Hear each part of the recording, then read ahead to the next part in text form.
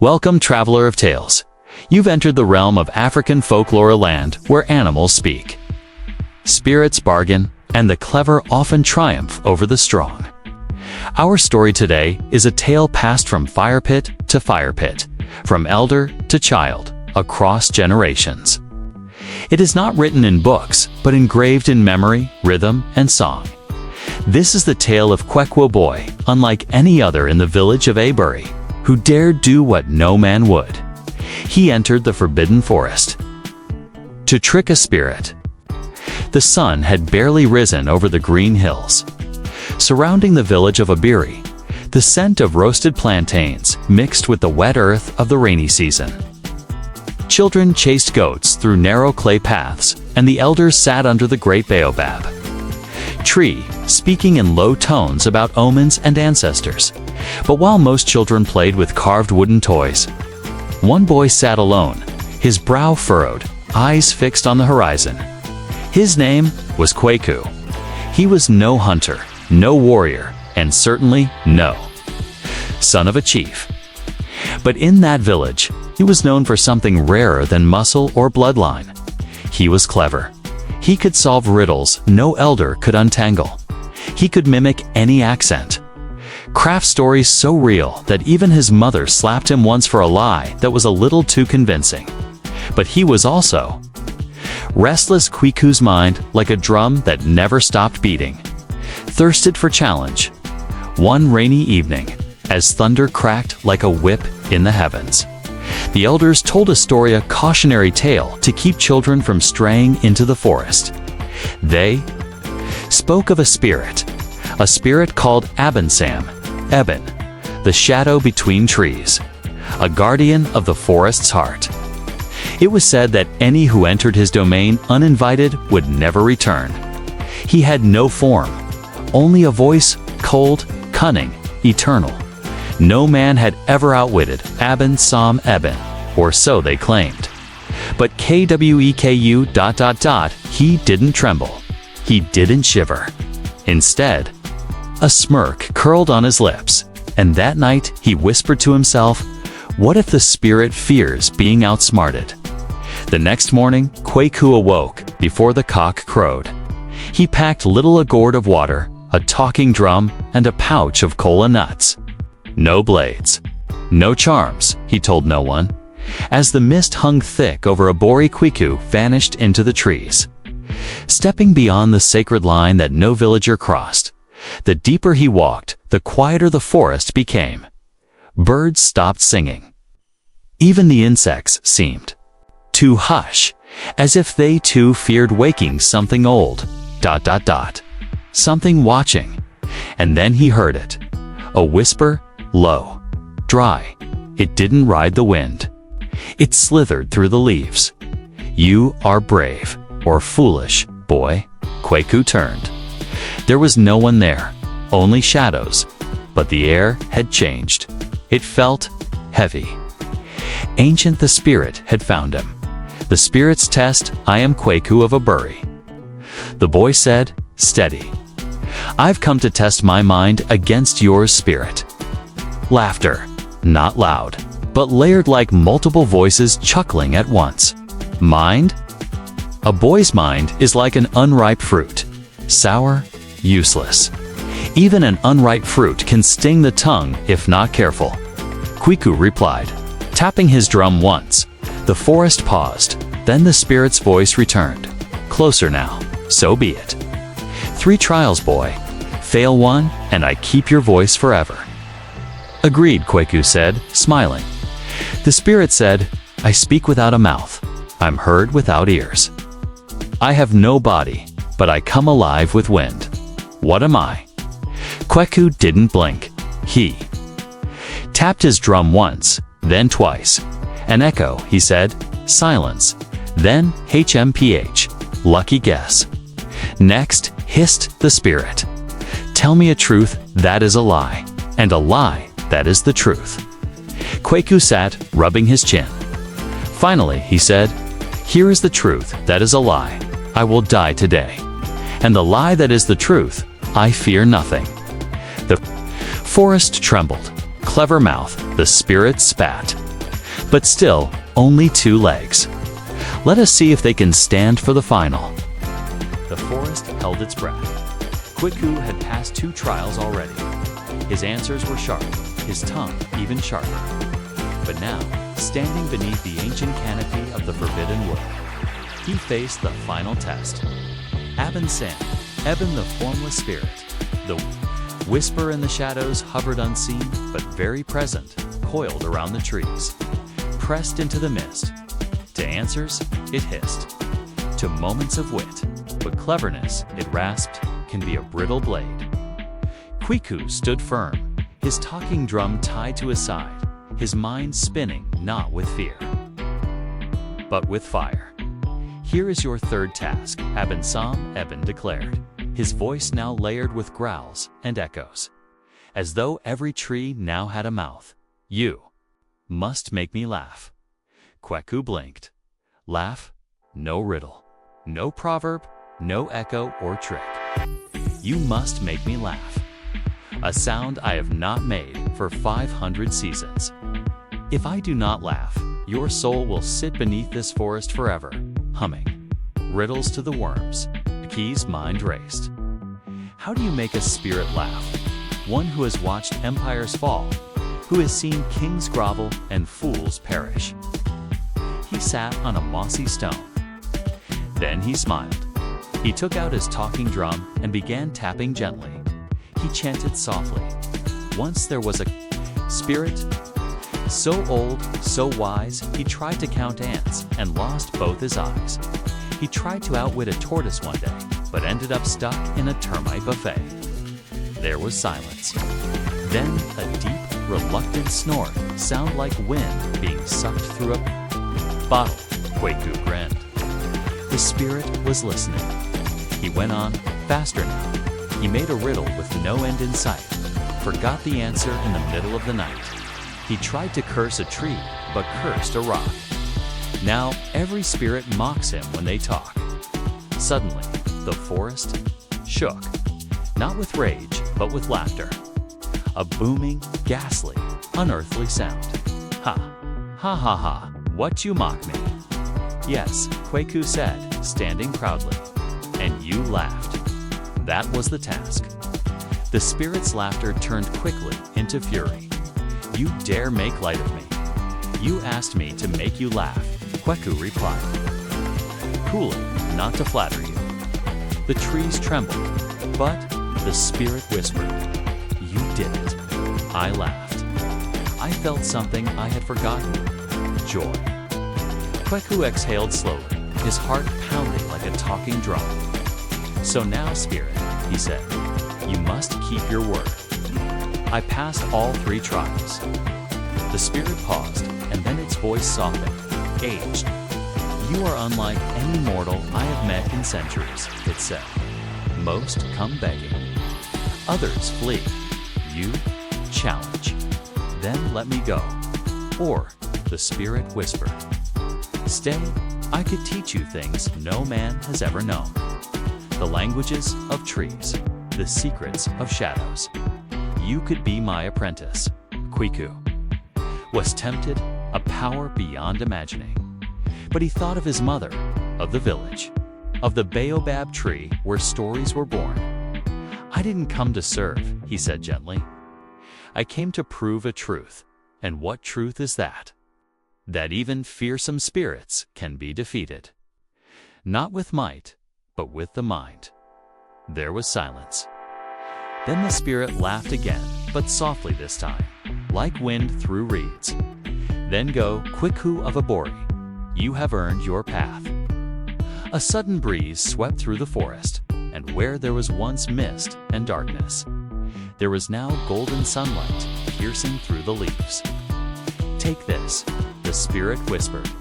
A tiny leaf floated down to Kwaku's palm. It shimmered with impossible colors.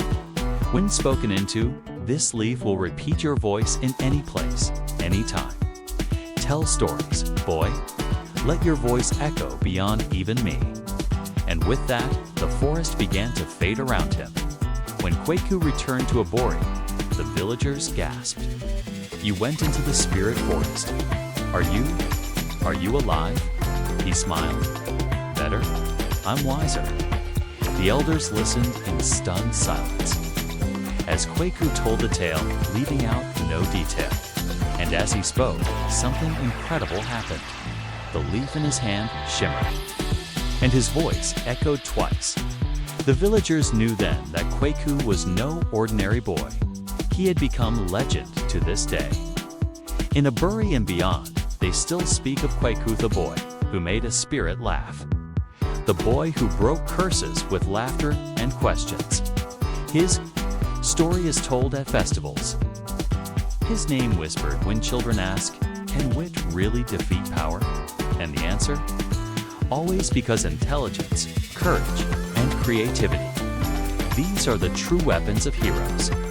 Wisdom is like a baobab tree. No, one individual can embrace it alone, but one clever boy reached its highest branch. If you enjoyed this tale, share it, tell it, pass it on. For in Africa, stories never die. They just change voices. Subscribe for more timeless folktales every week. This was the boy who outsmarted a spirit. Until next time, keep your mind sharp, your stories loud, and your spirit bold. Kwikutha, boy of Abori, the clever one who dared challenge the ancient spirit. Abinsem Abone, he faced 3 impossible trials, a riddle, a paradox, and the spirit's laughter. And somehow, he triumphed. He returned not only with his life, but with a leaf that could echo his voice across Tima, a gift from the spirit himself. But his journey was only the beginning.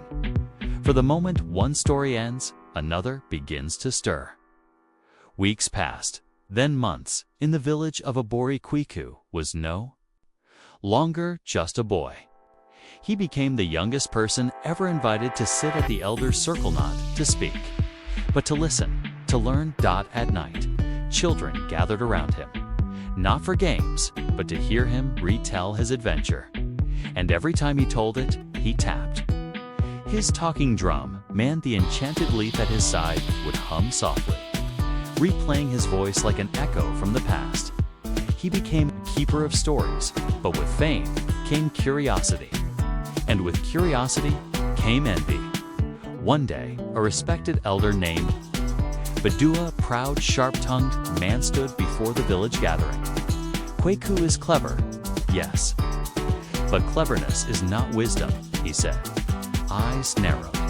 He made a spirit laugh. Someone whispered, "Did any of you see this spirit?" Badu retorted, "No bones, no feathers, just stories. Stories even fools can tell." Kwaku stood. "Calmly, you doubt me, Elder Badu." "I do not doubt you, boy. I doubt your fame. Spirits trick, spirits lie. What if what you brought back is not a gift, but a curse?" The crowd murmured. Kwaku felt the sting not of insult, but of something deeper. Doubt. He knew he had won the spirit's challenge. But now, another kind of trial had begun. That night, he sat under the baobab tree and whispered to the leaf, "If I'm to prove myself again, where shall I go?" The leaf shimmered, and then it spoke. Not with his voice, but with a new one, where the river speaks and the stones sing. There sleeps a spirit who knows everything. Kwaku froze. Another spirit, another test. His heart beat with equal parts fear and excitement. So again, he packed lightly. The drum, the leaf, a single calabash of water, and before dawn, he slipped away. Far from Abori lay a place the old songs called Nsuonhm. The Whispering River, it was said that no one could cross it without hearing voices, not from the water, but from the secrets it held. Every ripple carried memory, every current a story. When Kwaku arrived, the river shimmered in silver blue. Even under the sun, he knelt, dipped his fingers in. At once, he heard his mother's lullaby from years ago. Then, his own voice as a baby. Then, something foreign. So, you seek more than glory, boy. The river had spoken. From the water rose a shape not fierce like Eben, but calm, elegant, a figure made of water and mist. Her name was Esenum, spirit of memory. You bring the leaf, she said, nodding toward the shimmer in his satchel. A token of Eben. Yet here you are again, seeking validation. I see clarity, Kweku replied. Truth. She circled. Him, truth, is a blade with no handle. Those who hold it bleed. Then let me bleed, he said. Esen M lifted her hand. The water of the river rose into the air, swirling like smoke. Here is your task, clever boy. Look into your own memory. Find the lie you told yourself and speak it. Aloud, the water became a mirror. Kweku saw his life flash. Childhood, games, his father's funeral, the night he first heard of Eben sang. Eben, and then he saw something he buried. He remembered that part of him went to challenge the spirit, not just to prove his wit, but to escape his own feelings of worthlessness, escape the fear that he wasn't enough without tricks, without noise, without stories. I told myself I went for the village, he said quietly, but I went for me, to feel like I mattered. The river stopped swirling, silence fell, and then Sinem smiled. Then you've passed, she whispered. For no spirit is harder to face than the one within. When Kweku returned to Aburi, he did not boast. Instead, he talked. He began gathering stories, not just his own, but from others, from elders, from strangers, from travelers passing through. Stories of bravery, of failure, of love, of shame. And he recorded them not with pen and ink, but with rhythm and rhyme. With the leaf, now a full tree branch that echoed entire tales. With a drumbeat, he could preserve a whole history. One evening, as he sat alone by the river outside Aburi, he heard a voice familiar and dark. You've changed, boy. Kweku looked up. There flickering among the shadows was a sliver of a Bensum Eben. You were clever once. Now you are wise. I'm still learning, Kweku replied. Good, because next time, the spirit hissed. It won't be me. Who tests you? And with that, the shadow vanished. The clever mouth opens doors. The wise heart keeps them open. Kweku's story became more than a tale of outsmarting a spirit. It became a legacy, a lesson, a seed, and now, dear listener, that seed is in your hands. What will you do with it? They say Kweku's drum was buried beneath the tree of voices, and sometimes, if you press your ear to the bark, you can still hear him laughing. Not at spirits, but at fear itself. Kweku of Aburi was no longer just a boy. He had passed the riddles of Eben. Eben uncovered the truth of himself in the mirror of Esenom the seer, and returned home not as a hero, but as something rarer, a keeper of wisdom. He no longer chased spirits, he no longer performed. He listened, and through his listening, stories began to move like wind. Through towns, cross rivers, into mountains. But there's something you should know. When stories become too powerful, some spirits grow. Afraid. Far beyond the lands of men, hidden in the fold between realms. A secret meeting had been called, a council of ancient beings. Spirits of fire, river, thunder, and ruin. Their faces changed with every blink. Abensom Eben has grown too soft, hissed one. He laughed. He blessed a boy. Esenom was there, calm and glowing. He earned it, she said. He makes mortals brave. Another snarled. They question us now. They mock our riddles. Not mock, Esenom replied. They understand. The room darkened. A monstrous figure leaned forward twice the height of a baobab, eyes like smoldering suns. Then we must remind them what spirits can do. And so began the great awakening of the spirit war. One morning, a neighboring village kamas fell into silence. No birds, no drums, no laughter. When scouts arrived, they found everyone asleep. Eyes open, breathing, but dreaming. Trapped in a shared nightmare, the river stopped flowing that week. Thunder rolled without. Rain. Fire refused to burn in cooking pots. The world was shifting in a bori. The people turned to the one they trusted most, Kweku. The elders gathered. "This is not mischief," said Elder Amma. "This is war. Then we must fight," others cried. Kweku stood silently, his drum at his side. "I know this magic," he said. "It is old, it is angry, it feeds on fear." "And what do you suggest?" sneered Elder Badu, still skeptical.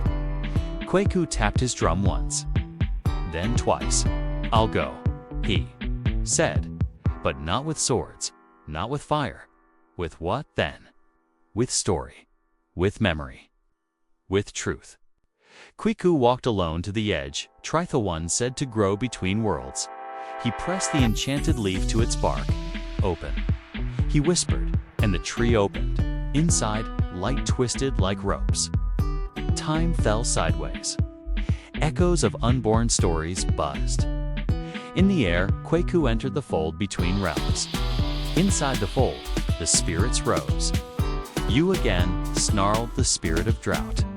"You bring tricks, lies." "I bring understanding," Kweku replied. "I bring memory." A spirit hurled fire at him. He ducked, drumming once. The echo of his past deflected it. "You cannot harm me with chaos," he said. "I am chaos turned into meaning." Then came a giant bone, spirit of tyranny. "You want to talk?" Bone growled. "Then try this riddle. What becomes heavier the more you share it?" Kweku smiled. "A story. Because when shared, it carries the weight of all who've heard it." The spirits hissed. "And that's what I am," Kweku said. "A story shared too many times to silence now." Just as the spirits prepared to strike again, a ripple moved. Through the fold, a shadow glided in. And then, from the edge of light, stepped Eben Sam. Eben, the spirit who once tested him. "Enough," Eben growled. "You betrayed us." A spirit shrieked. "I did not betray. I evolved," Eben said, his formless body now gleaming. He turned to Kweku. "You once made me laugh. Now, let's make them listen." Eben raised his ghostly hand. Kweku raised his drum. Together, they beat in rhythm. Once, twice, thrice, suddenly, across all the realms. Stories burst open like seeds. Every spirit heard their own origin, their ancient fears, their first purpose. The drum told their truths. The river spirit wept. The fire spirit dimmed. Bone collapsed, not defeated, but understood. The war ended, not with flames, but with the memory of who they once were. When Kweku returned, the sleeping village awoke. The river flowed again. The sun rose without trembling. And in the center of a bori, a massive tree grew overnight. Its trunk had faces carved into it, some human, some not, and beneath it, Kweku sat. He no longer needed to chase spirits now. They came to him. When you know your story, no spirit can break you. Kweku became known not as a spirit slayer, but as a spirit bringer, the one who taught the world that every monster was once a misunderstood legend. He lived long. His leaf became a library. His drumbeat became a language, and his story still echoing. Even now, even here, and so ends the tale of Kweku, the boy who challenged a spirit with his wit, who faced riddles and wars, not with weapons, but with wonder, who turned fear into questions, and questions into truth. From the forests of shadows to the folds, between worlds, Kweku walked boldly where none dared go. And what did he bring back? Not gold, not fame, but story. A map made of meaning. A drumbeat that echoed across generations. His name was whispered in the winds. His tale passed from mouth to mouth like flame to candle. And though his body returned to the earth, his voice became a tree died, and if you listen, truly listen, you might hear that voice even now. In your own questions, in your own dreams, in the silence between your thoughts. For every one of us carries a spirit to face and a story to tell.